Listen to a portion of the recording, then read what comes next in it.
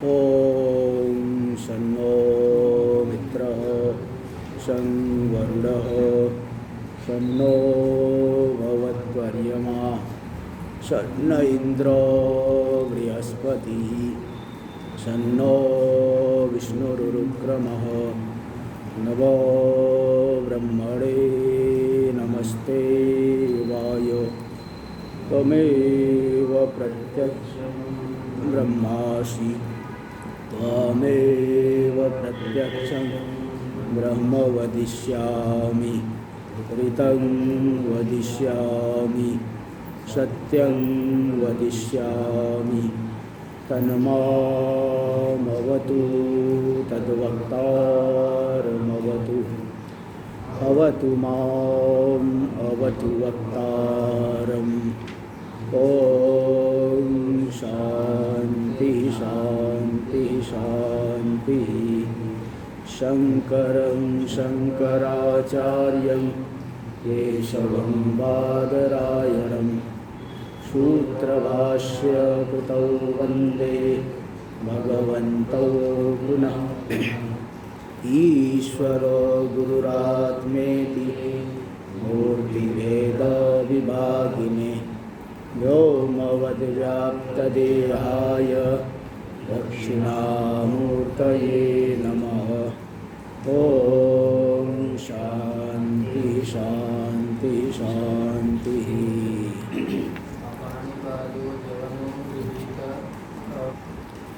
यहाँ सत्यम ज्ञानम अनंतम ब्रह्म, तो ज्ञान शब्द का अर्थ बता दिए। ज्ञान शब्द का मुख्य अर्थ है वृत्ति। तो यहाँ पे वृत्तिवाचक ज्ञान शब्द से ब्रह्म लक्षित होता है, साक्षात शक्ति वृत्ति से नहीं बोला जाता, क्योंकि शब्द प्रवृत्ति का हेतु जो जाति आदि धर्म है उससे रहित है ब्रह्म।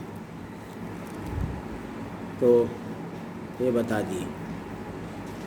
तो यहाँ यही चल रहा था। टीका में चौथी पंक्ति 76 पृष्ठ। शब्दस्य प्रवृत्ति हेतवो जात्यादि धर्मा। शब्द की प्रवृत्ति यानी अर्थबोधकत्व। अर्थ प्रवृत्ति का अर्थ है अर्थबोधन। शब्द के द्वारा जो अर्थबोधन होता है उसके हेतु है जाति आदि धर्म, जाति गुण क्रिया संबंध। गौ शुक्ल इत्यादि। गौ में गोत्र जाति है, शुक्ल में रूप है, गुण है इत्यादि में प्रवृत्ति के हेतु, शब्द की प्रवृत्ति के हेतु जाति आदि धर्म है। और तद अभावात, किंतु ब्रह्म में जाति आदि नहीं है, इसलिए शब्दांतरेणापि वाच्यं न भवति।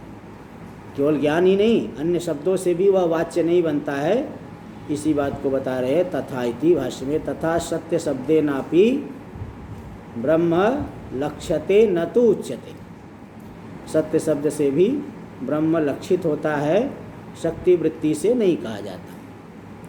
टीका में, तथा सत्य शब्देनापि न वाच्यं ब्रह्म इति शेष। सत्य शब्द से भी ब्रह्म वाच्य नहीं बनता है, ये शेष जोड़ के अर्थ कर लेना। एतद स्फुटयति, ये जो है संग्रह भाष्य है। संग्रह भाष्य का स्पष्टीकरण विवरण भाष्य में कर रहे हैं। सर्वविशेष इति, सर्वविशेष प्रत्यस्तमित स्वरूपत्वाद ब्रह्मणो। सभी विशेष जो धर्म है, विशेषताएं है, वह जिसमें लीन हो गई है, सकल विशेषताओं से रहित है ब्रह्म। इसलिए बाह्य सत्ता सामान्य विषयेण सत्य शब्देन लक्ष्यते। बाह्य जो सत्ता सामान्य है, बाह्य घटादि में जो सत्ता सामान्य है, उस सत्ता सामान्य को विषय करने वाला जो सत्य शब्द है, उसके द्वारा ब्रह्म लक्षित होता है। सत्यं ब्रह्म न तो सत्य शब्द वाच्यमेव ब्रह्म। ब्रह्म सत्य शब्द वाच्य ही है ऐसा नहीं कह सकते, सत्य शब्द के द्वारा वह लक्षित होता है। टीका में, सत्ता यस्यास्ति तत्सत्यम इति लोक रूढ़ी। लोक रूढ़ी, लोक प्रसिद्धि है, जिसके पास सत्ता है वह सत्य है। जिसकी सत्ता बनी रहे तभी सत्य है, सत्ता हट गई तो असत्य हो गया। सत्ता च अनुगत रूपम सामान्यम व्यावृत्ता सत्ता विशेषा। अनुगत रूपी जो सत्ता है सामान्य है, पर सत्ता इसके ऊपर सामान्य बोलते हैं नैयायिक लोग। और व्यावृत्त जो सत्ता है घटत्व, पटत्व, पृथ्वीत्व, जलत्व वो सत्ता विशेष है, कुछ में रहेंगे कुछ में नहीं रहेंगे। तो ये गोत्व आदि व्यावृत्त सत्ता विशेष है और अनुगत सभी में सत्ता सामान्य है पर सत्ता। सचायम अनुवृत्त व्यावृत्त भावो या न वस्तु, तो जो अनुवृत्त और व्यावृत्त होकर के रहने वाला धर्म है ना वह वास्तविक नहीं होता, क्योंकि परस्परापेक्ष सिद्धत्वात्, परस्पर एक दूसरे की अपेक्षा से उसकी उनकी सिद्धि होती है। व्यक्ति की सिद्धि हो तो जाति की सिद्धि होगी, जाति की सिद्धि हो तो व्यक्ति की सिद्धि होगी। गोत्वम गोत्वम किम गोत्वम गोत्वत्वम किम, गोत्व में रहने वाला गोत्वत्व क्या है? तो सकल गो वृत्तित्वे सति गवेतरा वृत्तित्वम गोत्वत्वम, जो सकल गो में रहे और गो से इतर में न रहे, यही गोत्वत्व है। गोत्व कहाँ है? सकल गो में रहेगा, गो से इतर में तो नहीं रहेगा। तो पहले व्यक्ति का ज्ञान हो तब गोत्व का ज्ञान होगा, और गोत्व के ज्ञान के बिना व्यक्ति का ज्ञान नहीं होगा। गौ व्यवहार क्यों कर रहे? गोत्व को लेकर के कर रहे हो। तो गोत्व जाति से व्यक्ति की सिद्धि और व्यक्ति से जाति की सिद्धि, अन्योन्याश्रय दोष हो रहा है। और जो अन्योन्याश्रय दोष होता है तो उनमें दो में से एक भी सिद्ध नहीं होते। अन्योन्याश्रय दोष रहेगा तो दो में से एक भी सिद्ध नहीं होंगे। जैसे वो बोले कि पुस्तक वो कहाँ मिलती है, पुराण आदि कहाँ मिले? बोले त्रिवेणी घाट के पास दुकान में। त्रिवेणी घाट कहाँ है? वो दुकान के सामने ही है। त्रिवेणी घाट के सामने दुकान, दुकान के सामने त्रिवेणी घाट। तो फिर तो ये वही चक्कर चलेगा। त्रिवेणी घाट का है दुकान के सामने, दुकान कहाँ है? त्रिवेणी घाट के सामने। कोई नहीं सिद्ध हो, एक भी सिद्ध नहीं हो पाएगा। तो परस्पर एक अपेक्षा से जिसकी सिद्धि होती है, दो में से कोई नहीं सिद्ध होता।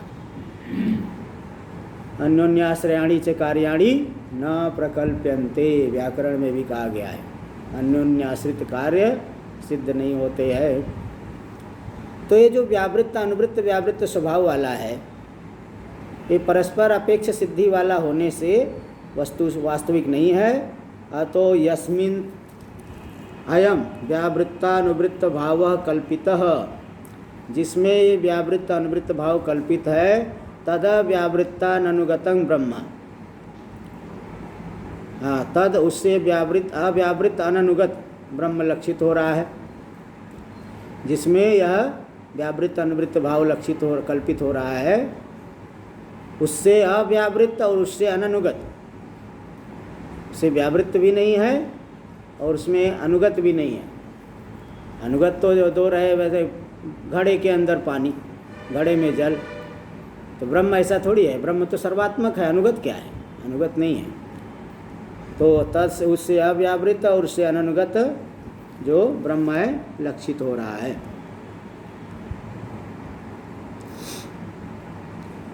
सूत्र होता है, जैसे सूत्र माला बनाए तो माला में जो धागा होता है सभी पुष्पों में अनुगत है। सूत्र जो है अलग है, पुष्प अलग है। तो ब्रह्म को ऐसा लोगे क्या? ऐसा लोगे तब तो वस्तु परिच्छेद होगे। तो ब्रह्म न तो किसी से व्यावृत्त है, न तो किसी में अनुगत है। ऐसा ब्रह्म लक्षित हो रहा है सत्य शब्द से। एवं एकैकस्य शब्दस्य अर्थम उक्त्वा, इस तरह से एक एक शब्द के अर्थ को बता करके वाक्यार्थमाह एवं सत्यादि, वाक्यार्थ को दिखा रहे हैं। एवं सत्यादि शब्दा इतरेतर सन्निधौ अन्योन्य नियम्य नियामका संता। सत्यादि शब्द जो है परस्पर एक दूसरे की सन्निधि में एक दूसरे के द्वारा नियम्य होंगे और नियामक होंगे। नियम्य और नियामक दोनों होंगे।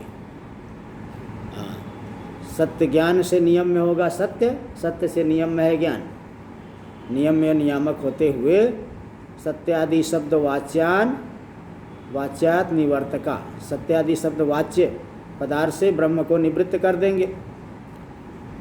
निवृत्त करके ब्रह्मणो लक्षणार्थाश्च भवन्ति, ब्रह्म के लक्षण के लिए ही हो जाते हैं।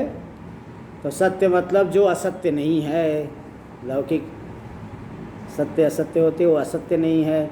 ज्ञान है मतलब जड़ नहीं है, यह चिद रूप है, वृत्त्यात्मक नहीं है। और अनंत है, परिचिन्न नहीं है। इस तरह से वो जो है विपरीत धर्मों की निवृत्ति कर देंगे। तो लक्षणार्थास्य भवन्ति, और इसलिए लक्षण ब्रह्म के लक्षण के लिए हो जाती इत्यतः सिद्धम। इसीलिए जो कहा गया है तैतरीय में ही, यतो वाचो निवर्तन्ते अप्राप्य मनसा सह, जहाँ से वाणी मन के सहित विषय नहीं बना करके लौट आती है। ये भी देखो यहाँ सिद्ध हो गया, क्योंकि सत्यादि शब्द शक्ति वृत्ति से बोध नहीं करा पा रहे हैं, लक्षणावृत्ति से ही बोध करा रहे हैं। इसलिए यतो वाचो निवर्तन्ते अप्राप्य मनसा सह, यह कथन भी चरितार्थ हो गया।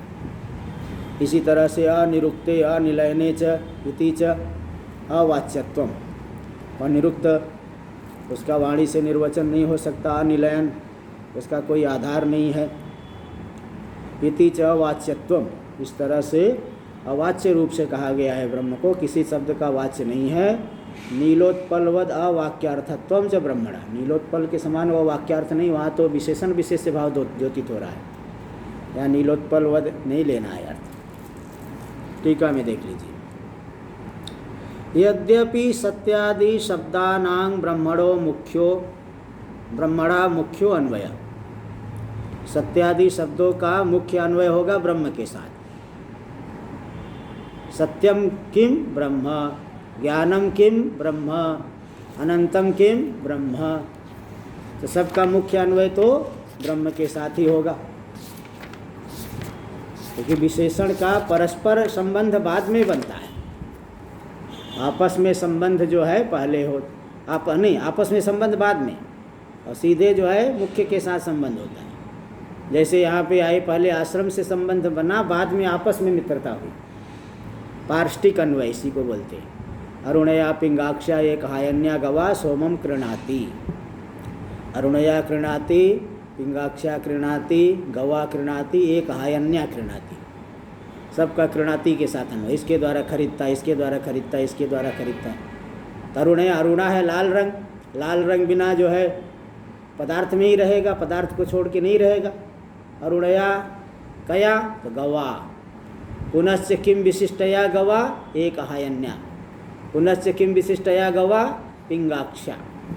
इस तरह से पार्ष्टिक अन्वय, सीधे अन्वय क्रियापद के साथ, परस्पर में अन्वय बाद में। तो ये देखो यही कह रहे हैं, यद्यपि सत्यादि शब्दानां ब्रह्मणा मुख्यो अन्वय, सत्यादि शब्दों का ब्रह्म से मुख्य अन्वय है।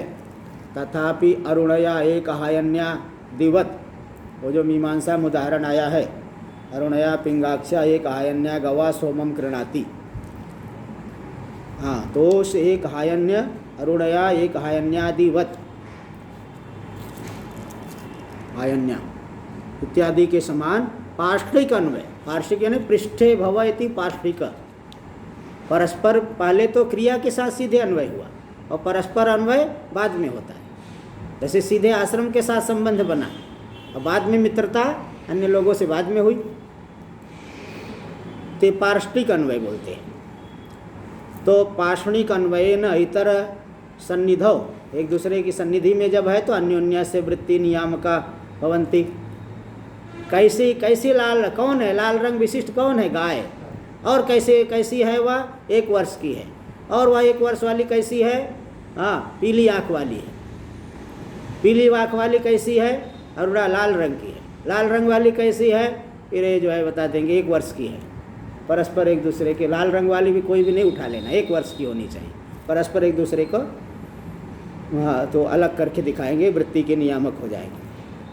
ज्ञाने न विशेषणा सत्य शब्दों न जड़े कारणे वर्तते, ब्रह्म का विशेषण दे दिए ज्ञान, तो ज्ञान दे दिए तो ज्ञान है ब्रह्म, यानी जड़ नहीं है, तो सत्य भी जड़ नहीं ले सकते, लेकिन ज्ञान का विशेषण दिए ना, ज्ञान मतलब वो चेतन चिद रूप है, तो सद है, सत्य है ब्रह्म, यानी जड़ नहीं है, जड़ वाला सत्य नहीं है, चिद्रूप सत्य है। तो सत्य शब्दों न जड़े कारणे वर्तते, जैसे जड़ कारण मृतिका आदि है, उसमें यहाँ पे सत्य शब्द वर्तमान नहीं होगा। और सत्य न विशेषणात्, सत्य से विशेषण देने से ज्ञान शब्दों न विषय सापेक्ष ज्ञाने वर्तते, सत्य होना चाहिए। तो विषय सापेक्ष ज्ञान सत्य थोड़ी है, इसलिए ज्ञान शब्द से विषय सापेक्ष ज्ञान नहीं लिया जाएगा। और ज्ञाने न विशेषणात् सत्यम ज्ञानम अनंतम ब्रह्म, अनंत विशेषण दिए है, तो ज्ञान के साथ उसका परस्पर अन्वय हुआ अनंत का। तो अनंत शब्दों ज्ञात्री व्यतिरिक्ते वर्तते, ज्ञाता से व्यतिरिक्त है ना। अनंत अनंत है मतलब ज्ञाता नहीं है, क्योंकि ज्ञाता मानोगे तो वो तो परिच्छेद होगा, ज्ञान अलग होता है, ज्ञाता अलग होता है, तब तो अनंत हो ही नहीं पाएंगे। इसलिए ज्ञाता से अतिरिक्त अनंत, ज्ञाता नहीं है बल्कि ज्ञान स्वरूप अनंत, तीन प्रकार के परिच्छेद से रहित। ततश्च सत्यादि शब्देन यत् लौकिकम वाच्यम, इसलिए सत्यादि शब्द से जो लौकिक अर्थ निकलता है तद विलक्षणेन भवितव्यम, परस्पर विशेषण बनने से उससे विलक्षण होना चाहिए। इति संभावयन्तः, इस तरह से संभावना करते हुए, इस तरह से बुद्धि की उत्पत्ति करते हुए जो ब्रह्म को लक्षित करते हैं सत्यादि शब्द।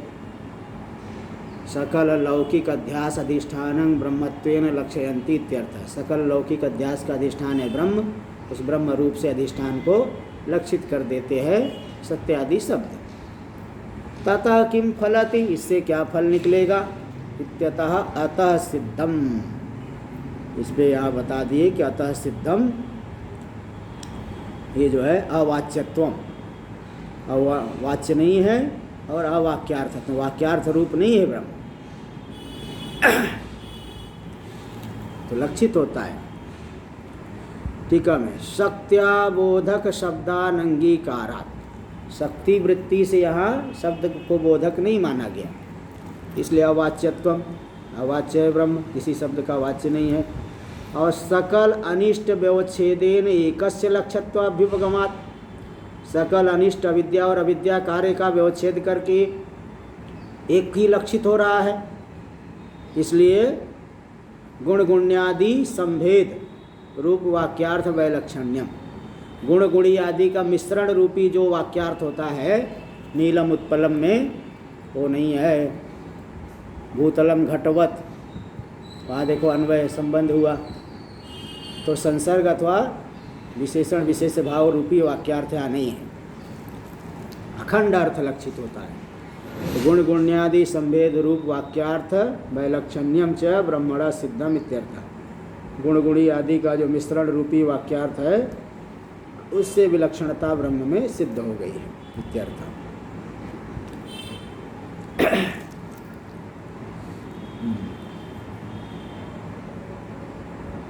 बुद्धौ कार्ये यद अनुगतम परमम व्योम, बुद्धि रूपी कार्य में जो अनुगत है परमम व्योम, परम परमात्मा की उपलब्धि स्थान जो व्योम है।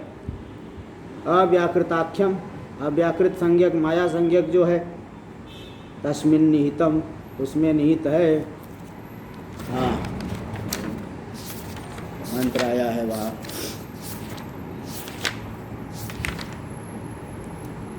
यो वेद निहितम गुहायां परमे व्योमन, जो गुहा में स्थित है और परम व्योमनी परमात्मा की उपलब्धि स्थान जो व्योम, उसमें जो निहित है। तो अव्याकृत संज्ञक जो व्योम है, तस्मिन् निहितम, उसमें निहित है। इति सप्तमी द्वयं वैधिकरण्येन व्याख्यातम, बुद्धि में जो व्योम, उस व्योम में ब्रह्म। इस तरह से वैधिकरण्य षष्ठी है, समानाधिकरण नहीं कि बुद्धि रूपी व्योम, बुद्धि में व्योम, उस व्योम में ब्रह्म। व्योम शब्द से भूताकाशे रूढ़िं परित्यज्य, व्योम शब्द की रूढ़ी यानी प्रसिद्धि भूताकाश में है, उसको छोड़ करके किमिति अव्याकृत विषयत्वम व्याख्यातम, अव्याकृत को विषय कर रहा है व्योम शब्द, ऐसी व्याख्या क्यों की गई।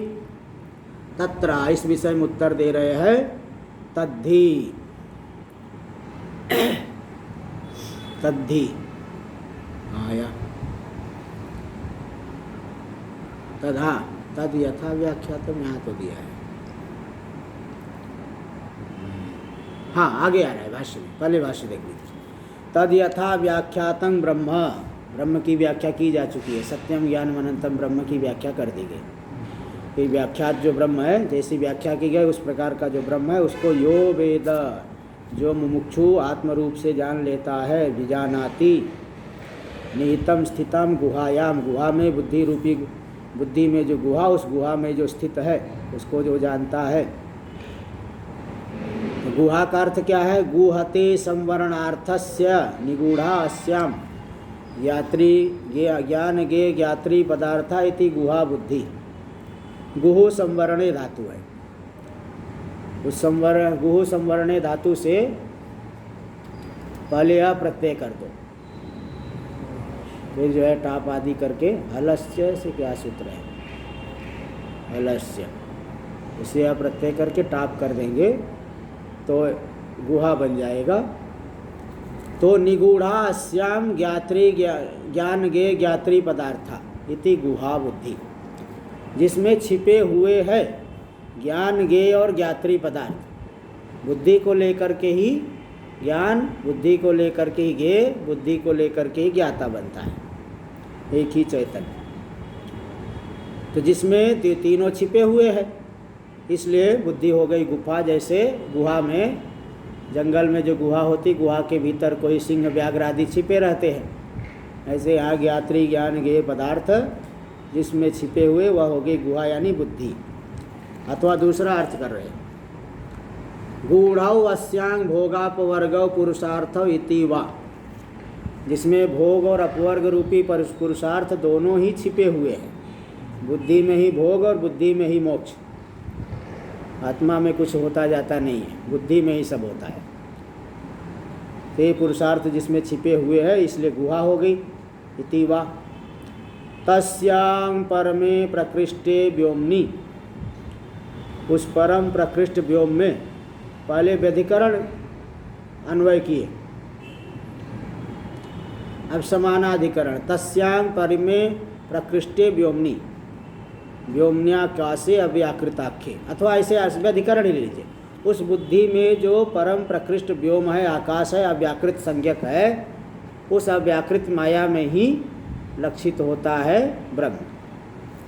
टीका में व्योम शब्दस्य भूताकाशे रूढ़िं परित्यज्य, व्योम शब्द की प्रसिद्धि है भूताकाश में।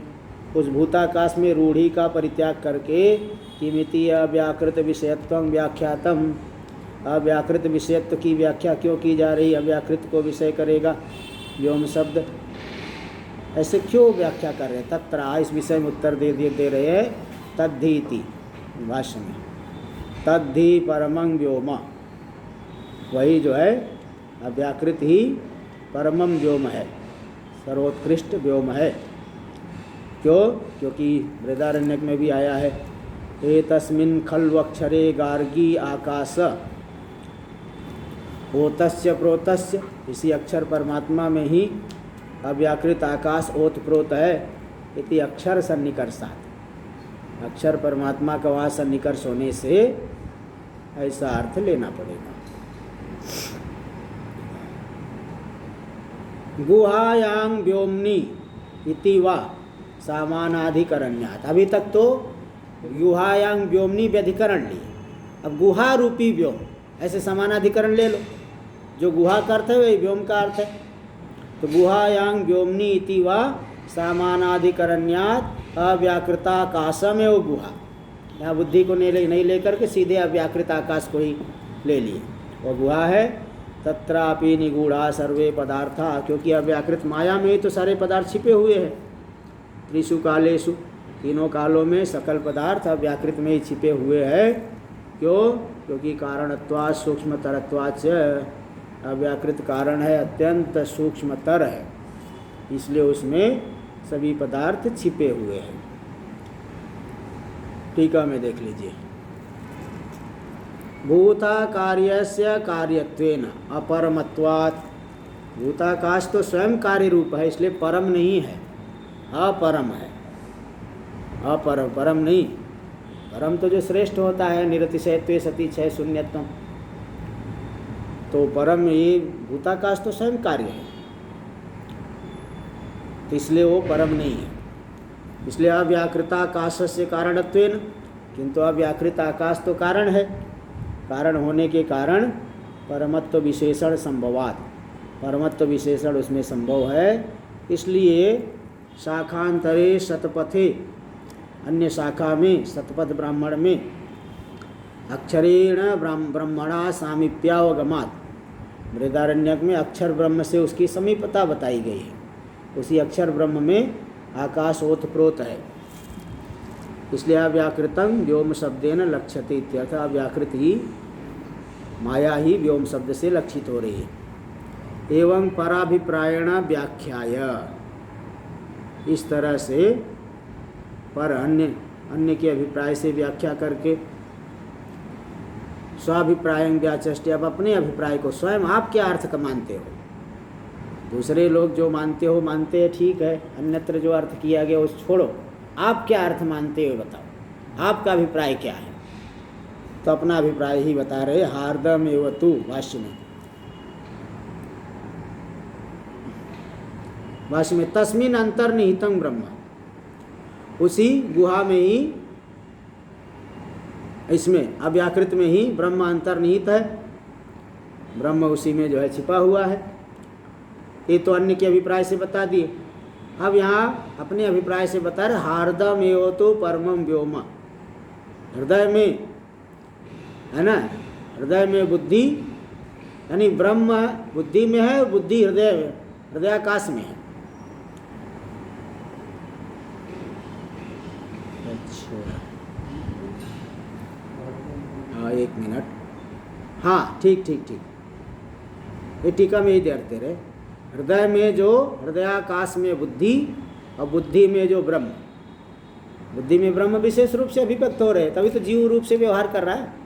तो हार्द जो ब्रह्म है वही व्योम शब्द से ले लेना। इति न्याय्यम, ऐसा अर्थ लेना ही युक्ति संगत है, क्योंकि विज्ञान अंगत्वेन उपासना अंगत्वेन व्योमनो विवक्षितत्वात्, विज्ञान के अंग रूप से और उपासना के अंग रूप से व्योम विवक्षित है। इसलिए हृदयावच्छिन्न ब्रह्म को ही यहाँ ले लेना। टीका में देखिए दे रहे हैं, हृदयावच्छिन्ने भूताकाशे, हृदय में जो भूताकाश है उसमें या गुहा, उसमें जो गुहा है, तस्यां बुद्धौ, उस गुहा यानी बुद्धि में, साक्षीतया निहितम, साक्षी रूप से, बुद्धि के साक्षी रूप से ब्रह्म वहाँ निहित है। अभिव्यक्तं ब्रह्म, ब्रह्म अभिव्यक्त हो रहा, इति व्याख्यानम युक्तम, इस तरह से व्याख्या जो है मानी गई है। दृष्टभेदेन ब्रह्मण अपरोक्ष लाभात्, ऐसा अर्थ क्यों लेंगे, ऐसा अर्थ लेंगे तो दृष्टा जीव से अभिन्न हो गया ब्रह्म, तभी तो अपरोक्ष हो पाएगा, नहीं तो जो हमसे भिन्न होगा तो अपरोक्ष थोड़ी होगा। दृष्टा से अभिन्न हो करके तभी अपरोक्षता की प्राप्ति हो पाएगी। इसीलिए यहाँ पे जो है साक्षी रूप से निहित है, अभिव्यक्त है, ऐसा अर्थ लेना पड़ेगा। अन्यथा समष्टि रूपे अव्याकृते, नहीं तो अगर समष्टि रूपी अव्याकृत को लोगे, उसमें अवस्थितम ब्रह्म इति युक्ते, उस समष्टि अव्याकृत में ब्रह्म अवस्थित है, ऐसा कहने पर तो हाँ ब्रह्मणा परोक्षत्व पारोक्षं प्रसज्येत, तब तो ब्रह्म परोक्ष हो गया। इसलिए यहाँ पे हृदयावच्छिन्न आकाश, उस आकाश में जो बुद्धि है, उस बुद्धि में साक्षी रूप से जो विद्यमान है वही जो है ब्रह्म। इस तरह से लेंगे तो अपरोक्षता की सिद्धि हो गई। पारोक्षेण च ज्ञानम न अपरोक्ष संसाराध्यास निवर्तकम, ब्रह्म को परोक्ष रूप से अगर हम जानेंगे तो संसार की भ्रांति तो प्रत्यक्ष है, उस प्रत्यक्ष भ्रांति की निवृत्ति नहीं हो पाएगी परोक्ष ज्ञान से, इसलिए अपरोक्ष रूप से ही ज्ञान लेना पड़ेगा। तस्माद अपरोक्ष दृष्टि चैतन्या भेदेन, अपरोक्ष दो दृष्टि चैतन्य है, दृष्टा है, उस चैतन्य से अभिन्न रूप से ब्रह्मणा स्वहृदय प्रत्यक्षताया, ब्रह्म हम अपने हृदय में प्रत्यक्ष है, ये प्रत्यक्षता ही विवक्षित है, विवक्षितत्वात्, इसलिए हृदयाकाशम एवं विज्ञान शेषभूतं विवक्षितम इत्यर्थ, विज्ञान का शेषभूत हृदयाकाश यहाँ पे विवक्षित है इत्यर्थ, ही अर्थ है।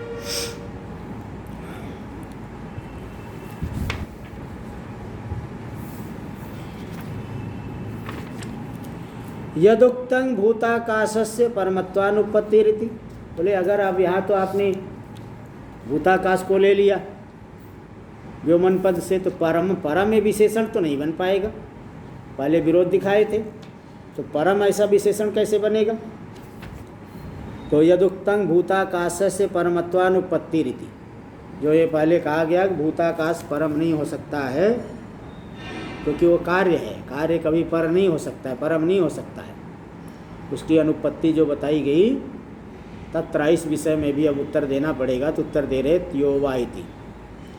बोले नहीं, शास्त्र में भूताकाश की बाह्य आकाश से उपमा दी गई है। यो वै स बहिर्धा पुरुषाद आकाशो, छांदोग्य में आया 3 अध्याय में। जो पुरुष के बाहर, शरीर के बाहर भूताकाश है, यो वै सो अंतः पुरुषे आकाश, जो शरीर के भीतर आकाश है, यो यम अंतर हृदय आकाश, जो हृदय के भीतर है, दोनों एक ही है, वहाँ उपमा दी गई है। इति श्रुत्यंतराति, श्रुति से अंदर भूताकाश को बाह्य आकाश से उपमा दी गई है। भूताकाश का संकोच भीतर के आकाश में, भीतर के आकाश का संकोच करके हृदय आकाश में, और उसको जो है वहाँ बताए हैं। तो मतलब क्या है कि दोनों को एक बराबर बता दी। जो बाहर आकाश है वही भीतर आकाश है, तो मतलब छोटा नहीं समझ लेना अंदर वाले आकाश में। इति श्रुत्यंतरात् प्रसिद्धम हार्दस्य व्योमना परमत्वम। इस श्रुति अन्य श्रुति से, छांदोग्य उपनिषद के वाक्य से हार्द व्योम में परमत्व को जान लेना चाहिए, क्योंकि बाह्य आकाश से उसकी उपमा दे करके बताया गया कि भीतर का आकाश भी कोई परिच्छिन्न नहीं है, व्यापक ही है, इसलिए परम हो गया। तस्मिन् हार्दे व्योमनी, उस जो हार्द व्योम है, हृदय में जो व्योम है, या बुद्धिर गुहा, जो बुद्धि यानी गुहा है, बुद्धि है, तस्याम निहितं ब्रह्म, ब्रह्म उसी में निहित है। तो तद वृत्त्या विविक्ततया उपलभ्यते इति, बुद्धि वृत्ति से ही विविक्त रूप से, पृथक रूप से मालूम पड़ता, उपलब्धि होती है ब्रह्म की, हार्द ब्रह्म में, हार्द व्योम में। हाँ, विविक्त मतलब पृथक रूप से, हृदय बुद्धि आदि से पृथक रूप से लक्षित हो रहा है, साक्षी रूप से। टीका में देखिए दे रहे, ननु निहित शब्द स्थितिं ब्रूते, निहित मतलब उसमें स्थित है, तो निहित का अर्थ तो स्थिति है। कथम विविक्ततया स्फुटतया उपलम्भाभिप्रायण व्याख्यायते, विविक्त रूप से यानी स्पष्ट रूप से उसकी उपलब्धि होती है, ऐसी व्याख्या क्यों कर रहे हो? निहित यानी वो तो स्थित है, ऐसा मानना चाहिए। तत्रा नहीं, नहीं अन्यथा विशिष्ट देश काल संबंधो अस्ति ब्रह्मण, अन्य प्रकार से बुद्धि वृत्ति के साक्षी रूप से तो स्पष्ट रूप से उपलब्ध होगा, अन्य किसी भी प्रकार से ब्रह्म का विशिष्ट देश काल के साथ संबंध है ही नहीं। क्यों? सर्वगतत्वात् निर्विशेषत्वात्, ब्रह्म तो व्यापक है, निर्विशेष है, तो बुद्धि के साक्षी रूप से उसकी उपलब्धि हो रही है, तो विविक्ततया उपलभ्यते कहा जा रहा है। और क्योंकि अन्य प्रकार से ब्रह्म की उपलब्धि हो नहीं सकती है, क्योंकि ब्रह्म व्यापक है, देश काल के साथ उसका संबंध हो ही नहीं सकता है, इसलिए उपलम्भ ही वहाँ पे अर्थ लेना पड़ेगा। निहित है मतलब विविक्ततया उपलभ्यते, यो वेद निहितम गुहायाम, तो वही निहित का मतलब विविक्त रूप से उपलब्ध हो रहे हैं, पृथक रूप से उपलब्ध हो रहे हैं। अन्यथा यानी अन्यथा इति उपलम्भ व्यतिरेकेण, उपलब्धि को छोड़ करके अन्य प्रकार से विशिष्ट देश काल का संबंध ब्रह्म से हो नहीं सकता है, क्योंकि ब्रह्म व्यापक है, निर्विशेष है। स एवं ब्रह्म विजानन किम इत्याह, इस तरह से ब्रह्म को जिसने जान लिया उसे क्या मिलेगा, उसको क्या फल मिलेगा? फल को भी बताओ थोड़ा सा। तो इसको बता रहे, अश्नुते भुंगते सर्वान, सभी भोगों की प्राप्ति कर लेगा, निरवशिष्टान कामान भोगान, संपूर्ण काम्य पदार्थों का भोग कर लेगा, निरवशेष रूप से भोग करेगा। किम अस्मादिवत पुत्र स्वर्गादीन पर्यायण, क्या हम लोगों की तरह बारी बारी से मिलेगा? कभी किसी को पुत्र हो गया, कभी जो है धन मिल गया, कभी पुत्र का पुत्र हुआ, कभी और कीर्ति मिल गई, कहीं पुरस्कार मिल गया, कहीं नया घर ले लिया, वाहन ले लिया, क्रम से ये लोक में भोग करते हैं। तो इसी तरह से वो ब्रह्म को जानने से पर भी ऐसे ही क्रम से धीरे धीरे करके आएगा क्या? जैसे हर महीने जो है बैंक बैलेंस कर दिया, हर महीने ब्याज आ रहा है, एक साथ में नहीं देता है, हर महीने जाके ले आएंगे। वेतन हर महीने मिलता है, एक साथ में नहीं मिलता कि पूरे जीवन का वेतन एक बार में दे दिए। ऐसा दे देंगे तो वो जो है करने वाला गायब हो जाएगा, कोई काम नहीं करेगा, दूसरी जगह चले जाएगा। तो ब्रह्म ज्ञान होने पर भी ऐसे बारी बारी से मिलेगा क्या? तो बोले नहीं, ब्रह्म ज्ञान होने पर तो सभी कामनाओं की प्राप्ति कर लेगा। न इत्याह, पर्याय क्रम से नहीं है, पर्यायण न इत्याह, एक साथ में ही सयुगपद सयुगपद एक क्षणोपारूढ़ पारूढ़ान एवं एकया उपलब्ध्या सवित्री प्रकाशवत नित्या ब्रह्म स्वरूपा व्यतिरिक्तया याम आवोचाम सत्यम ज्ञानम अनंतम। बोले एक ही उपलब्धि से सकल भोगों की प्राप्ति कर लेगा। जब ब्रह्म को जान लिया तो शरीर आदि परिच्छेद हट गया, अब कुछ का पाना बाकी नहीं रहा, परिच्छेद को चाहता ही नहीं, व्यापक हो गया, व्यापकता का अनुभव कर रहा है तो सकल भोगों की प्राप्ति कर लिया। जैसे सूर्य का प्रकाश एक साथ में ही पूरे जगत को प्रकाशित कर देता है। सवित्री प्रकाशवत नित्यया, जो नित्य है उपलब्धि, ब्रह्म स्वरूपा व्यतिरिक्तया, ब्रह्म स्वरूप से अव्यतिरिक्त जो उपलब्धि है, उस उपलब्धि के द्वारा सकल भोगों की एक साथ में प्राप्ति कर लेगा। तो वह ब्रह्म स्वरूप कैसा है बता दिए, सत्यम ज्ञानम अनंतम ब्रह्म। ऐसे ब्रह्म रूप उपलब्धि से सकल पदार्थों का एक साथ में भोग हो जाएगा। हले कपोत न्याय से, जैसे कपोत कबूतर एक साथ में नीचे गिर, सब एक साथ में आए, खा पी के चल दिए, खले कपोत न्याय, उसी तरह से यहाँ पे एतद उच्यते। इसीलिए यहाँ भाष्य मंत्र में कहा गया ब्रह्मणा विपश्चितेति, सोष्णुते सर्वान कामान ब्रह्मणा विपश्चितेति। जो वेद गुहा में निहित ब्रह्म को जानता है वह सभी कामनाओं की प्राप्ति कर लेता है। हाँ, ब्रह्म रूप हो करके, ब्रह्म व्यापक है, व्यापक रूप से सबका अनुभव कर लिया। ब्रह्म भूतो विद्वान ब्रह्म स्वरूपेण एव सर्वान कामान सहाश्नुते। ब्रह्म स्वरूप हो गया विद्वान तो ब्रह्म रूप से ही सभी कामनाओं की प्राप्ति कर लेता है। न यथोपाधिकृतेन स्वरूपेण, उपाधिकृत रूप से नहीं, उपाधिकृत रूप से तो क्रम से धीरे धीरे मिलता है, कभी मिलेगा कभी नहीं मिलेगा। उपाधिक रूप से देखोगे तो, व्यष्टि रूप से तो भोग क्रम से ही मिलेगा। स्वरूपेण आत्मना जल सूर्य का दिवत प्रतिबिंब भूतेन सांसारिकेण, जल में जैसे सूर्य का प्रतिबिंब है उसी प्रतिबिंब स्वरूप सांसारिक जो जीव बन करके धर्मादि निमित्तापेक्षान, धर्मादि निमित्तों की अपेक्षा से जो भोग प्राप्त होते हैं, चक्षुरादि करणापेक्षांश्च, चक्षु आदि इंद्रियों की अपेक्षा से जो भोग प्राप्त होते हैं, आमान वो पर्याय रास्मृते लोका, तो लोक यानी जीव तो क्रम से उसकी प्राप्ति करता है, लेकिन यहाँ पे क्रम से नहीं बल्कि एक साथ में ही सबकी प्राप्ति कर लेता है। ये कैसे? पर्याय से नहीं प्राप्त करता, फिर कैसे करता है? चलिए इसको कल करेंगे। कल शं वरुणः शन्नो भवद्वर्यमा शन्न इन्द्रो बृहस्पतिः शन्नो विष्णुरुक्रमः। नमो ब्रह्मणे नमस्ते वायो त्वमेव प्रत्यक्षं ब्रह्मावादिशं ऋतमवादिशं, त्वमेव प्रत्यक्षं ब्रह्मासि त्वामेव प्रत्यक्षं ब्रह्मावादिशं ऋतमवादिशं सत्यमवादिशं। तन्मावीत् तद्वक्तारमावीत् आवीन्माम् आवीद्वक्तारम्। ॐ शान्ति शान्ति शान्ति। शङ्करं शङ्कर केशवं सूत्रभाष्यकृतो वन्दे भगवन्तौ पुनः पुनः ईश्वरो